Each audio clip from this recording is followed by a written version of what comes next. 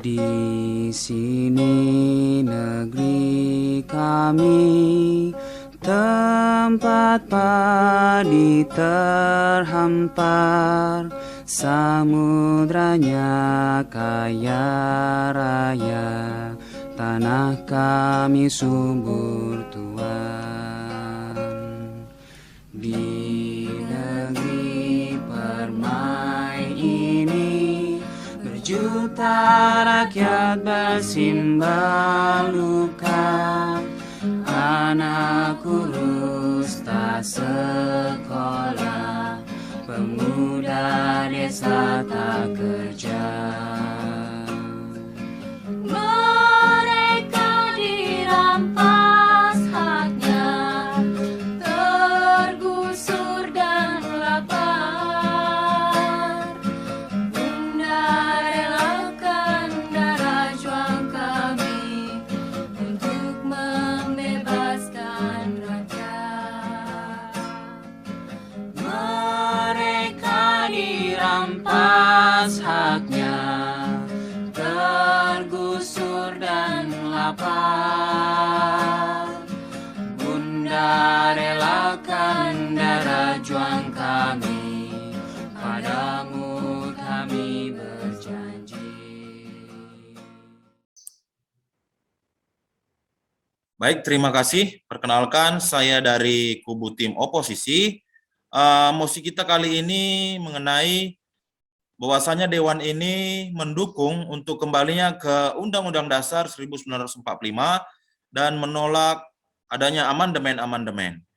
Nah, saya sebagai tim kubu oposisi ya akan membahas bahwasanya saya menolak untuk kita kembali kepada Undang-Undang Dasar 1945. Kenapa? Karena yang pertama, bahwasanya Undang-Undang Dasar 1945 itu secara logika bukanlah sebuah kitab suci yang sangat tabu atau sakral untuk diubah-ubah atau diperbaharui. Jadi menurut saya bahwasanya kita perlu melakukan amandemen daripada Undang-Undang Dasar 1945 tersebut. Nah, kemudian yang kedua alasannya bahwasanya Undang-Undang Dasar 1945 ini sifatnya itu terbuka atau sehingga memiliki kemungkinan atau memungkinkan untuk mengikuti perkembangan zaman atau menyesuaikan terhadap perkembangan teknologi dan sosial budaya.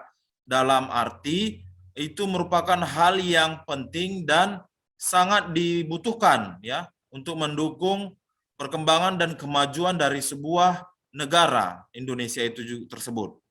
Nah, kemudian amandemen-amandemen ini kalau kita lihat ke belakang sudah pernah dilakukan, ada sebanyak 4 kali amandemen dan dibuktikan bahwasanya memang hasilnya tidak buruk. Artinya negara Indonesia ini sendiri dengan adanya amandemen-amandemen sebelumnya akan berkembang dan dapat kita lihat bahwasanya negara kita ini sudah menjadi negara berkembang dibandingkan dengan awal sekali di kemerdekaan Indonesia.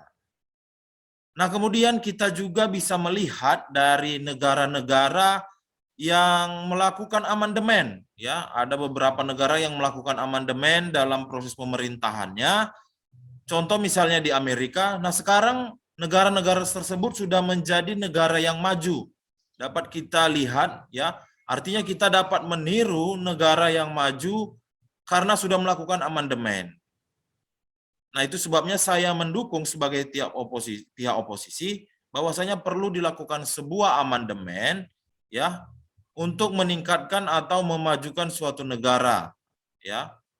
Nah, kemudian dalam hal seperti tadi pihak pemerintah mengatakan terkait dengan adanya kemungkinan perubahan periodisasi presiden ya dari 2 periode ke 3 periode, secara logika kalau kita anggap atau sebagian besar masyarakat menerima atau mengalami perubahan yang baik dari sebuah pemerintahan presiden atau pemimpin suatu negara yang sudah dianggap baik oleh kebanyakan besar masyarakat, kenapa tidak dimungkinkan untuk dilakukan amandemen yaitu perubahan periodisasi?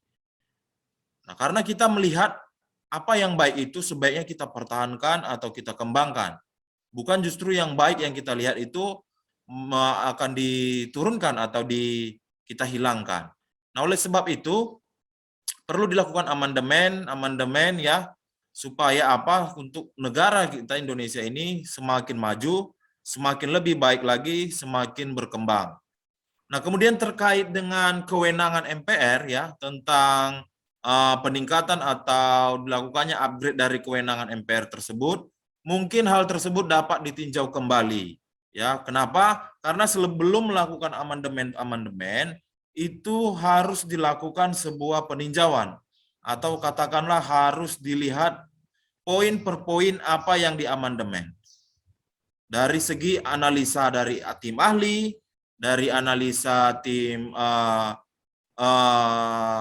presiden atau eksekutif ya, itu akan ditinjau kembali atau dianalisa apakah amandemen tersebut sudah sesuai atau belum. Nah, kemudian amandemen juga menjadi dasar hukum ya, kalau kita lihat dari beberapa amandemen sebelumnya, amandemen kedua yang membentuk suatu lembaga negara atau membentuk suatu lembaga pengawas pemerintahan seperti Mahkamah Konstitusi ya, sehingga pelaksanaan pemerintahan ini memiliki pengawasan sehingga tidak terjadi penyelewengan. Kenapa? Dalam setiap pelaksanaan itu harus ada pengawas dalam pelaksanaan pemerintahan agar tidak terjadi penyelewengan. Nah, kemudian dibuatlah dasar hukumnya pada amandemen yang dilakukan. Nah, sehingga lembaga pengawasan tersebut tidak bisa diberhentikan atau dihilangkan dengan sembarangan. Nah, kemudian kalau kita membahas tentang bagaimana amandemen itu bisa memberikan dukungan terhadap pelaksanaan pemerintah yang lebih birokratif ya, bagaimana perkembangan pelaksanaan pemerintahan lebih mengikuti perkembangan zaman ya, baik dari segi sistematis ya, yang lebih sederhana, lebih menggunakan teknologi dibandingkan pada masa-masa sebelumnya. Kita membutuhkan kekuatan hukum yang paling tinggi, yaitu Undang-Undang Dasar 1945 yang diamandemen sesuai dengan kebutuhan dari perkembangan zaman atau kebutuhan dari perkembangan pemerintah. Mungkin itu yang bisa saya sampaikan dari kubu oposisi. Ya, sekali lagi saya tekankan, kami tidak mendukung kembalinya pemerintahan dengan Undang-Undang Dasar 1945 yang asli, tetapi kami mendukung ya bahwasanya perlu dilakukan amandemen-amandemen untuk meningkatkan kemajuan dari suatu negara, terutama negara Indonesia. Ya, mungkin begitu dari tim oposisi. Saya ucapkan terima kasih.